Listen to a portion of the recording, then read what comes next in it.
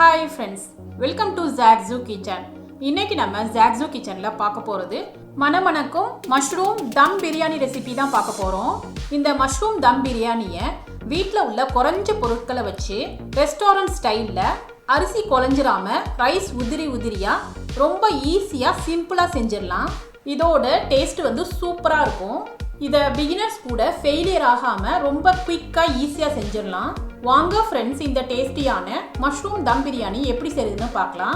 Friends, இந்த video உங்களுக்கு பிடிச்சிருந்ததுன்னா லைக் பண்ணி ஷேர் பண்ணுங்க. சப்ஸ்கிரைப் பண்ணாதவங்க சப்ஸ்கிரைப் பண்ணிட்டு பெல் ஐகானை கிளிக் பண்ணிக்கங்க. இந்த வீடியோ உங்களுக்கு பிடிச்சிருந்ததுன்னா வீடியோக்கு ஒரு லைக் கொடுங்க ஃப்ரெண்ட்ஸ்.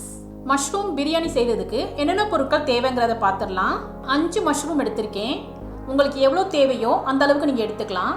மஷ்ரூமை வந்து இந்த மாதிரி ஸ்லைசஸாக கட் பண்ணிக்கணும். ரொம்ப தின்னாக கட் பண்ணிடக்கூடாது. இந்த அளவு திக்னஸில் கட் பண்ணிக்கணும்.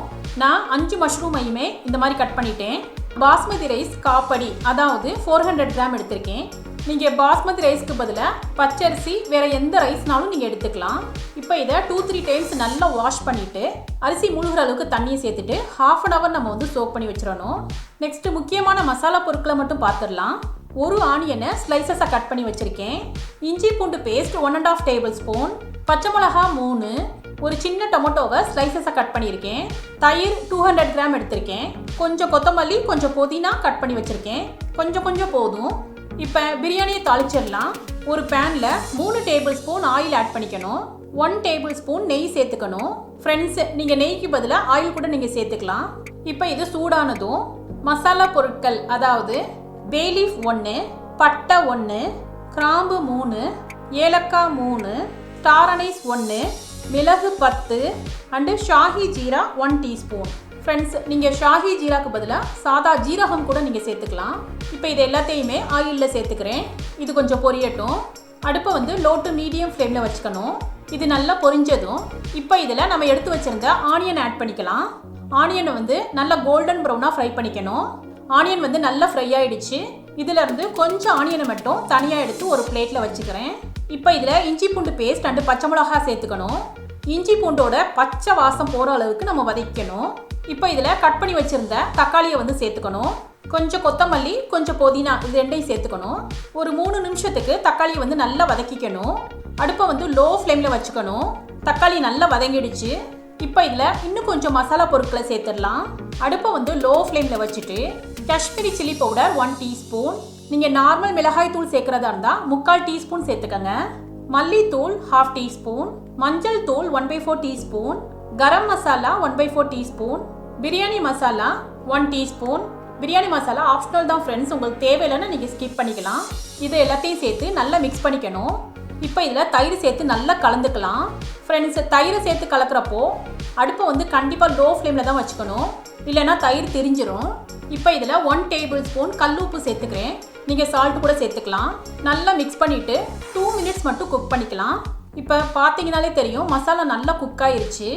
இப்போ இந்த ஸ்டேஜில் நம்ம கட் பண்ணி வச்சுருந்த மஷ்ரூமை ஆட் பண்ணிக்கலாம்.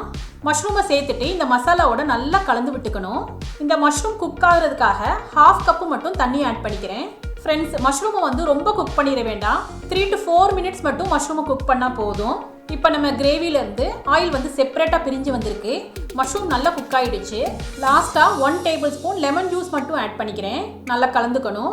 பாருங்கள் ஃப்ரெண்ட்ஸ், பிரியாணிக்கு தேவையான மஷ்ரூம் மசாலா வந்து சூப்பராக ரெடி ஆகிடுச்சு. இதை தனியாக எடுத்து வச்சிடலாம். இப்போ ரைஸ் ரெடி பண்ணிடலாம். ஒரு பெரிய பாத்திரத்தில் 2 லிட்டர் வரைக்கும் தண்ணி சூடு பண்ணியிருக்கேன். தண்ணி நல்லா கொதிச்சிருச்சு. இப்போ இதில் ஒரு பேலீஃப், ஒரு பட்டை, 2 கிராம்பு, 2 ஏலக்காய் சேர்த்துக்கிறேன். இதை சேர்த்தோம்னா ரைஸ் வந்து நல்ல வாசமாக இருக்கும். இப்போ இதில் நம்ம ஊற வச்சுருந்த ரைஸை வந்து தண்ணியெல்லாம் வடிச்சிட்டு இதில் சேர்த்துக்கணும். இதோட 1½ டேபிள் ஸ்பூன் கல் உப்பு சேர்த்துக்கிறேன். நீங்கள் சால்ட் கூட சேர்த்துக்கலாம். ரைஸ் உதிரியாக வர்றதுக்காக 1 டேபிள் ஸ்பூன் ஆயில் சேர்த்துக்கணும். நம்ம ரைஸை வந்து 70% குக் பண்ணால் போதும், ரொம்ப குக் பண்ணிடக்கூடாது. அப்போ தான் பிரியாணி வந்து உதிரியாக இருக்கும். ரைஸை வந்து இந்த மாதிரி கையில் எடுத்து பார்த்தோம்னா இந்த மாதிரி உடையணும். 70% குக் ஆகிடுச்சு. இப்போ இதை ட்ரைன் பண்ணிடலாம். இப்போ தம்க்கு விடுறதுக்காக நான் அதே பாத்திரத்தை எடுத்துக்கிறேன். 1 டீஸ்பூன் ஆயில் சேர்த்துட்டு இந்த மாதிரி ப்ரஷ்ஷால் க்ரீஸ் பண்ணிக்கோங்க. அப்போ தான் பிரியாணி வந்து கீழே ஒட்டாமல் இருக்கும். இப்போ மஷ்ரூம் கிரேவியை சேர்த்துட்டு ஈவனாக ஸ்ப்ரெட் பண்ணி விட்டுக்கணும். கிரேவி ஆறிடுச்சுன்னா ஒரு தடவை சூடு பண்ணிவிட்டு சேர்த்துக்கோங்க. இப்போ ரைஸ் எல்லாத்தையுமே சேர்த்துக்கிறேன். ஈவனாக ஸ்ப்ரெட் பண்ணி விட்டுக்கணும். நம்ம ஏற்கனவே ஃப்ரை பண்ணி வச்சிருந்தா ஆனியனை வந்து இதில் சேர்த்துக்கலாம். கொஞ்சம் கட் பண்ணி வச்சிருந்தா கொத்தமல்லி புதினாவை இதில் சேர்த்துக்கணும். ஈவனாக ஸ்ப்ரெட் பண்ணி விட்டுக்கோங்க.